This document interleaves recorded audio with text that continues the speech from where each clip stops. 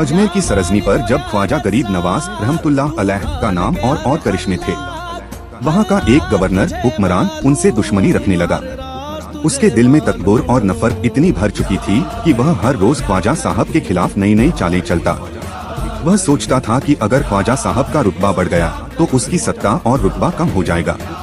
लोग उस हुक्मरान की चालों से परेशान थे, लेकिन ख्वाजा गरीब नवाज हमेशा सब्र और अल्लाह पर भरोसा रखते। एक रोज जब लोग उनके दरगाह पर हाजिर थे, ख्वाजा साहब ने इशारे में फरमाया, यह आदमी हुक्मरान बहुत जल्द खत्म हो जाएगा। लोग यह सुनकर चौंक गए। किसी को यकीन नहीं आया, क्योंकि वह हुक्मरान ताकतवर था, उसके पास फौज थी और हुकूमत थी।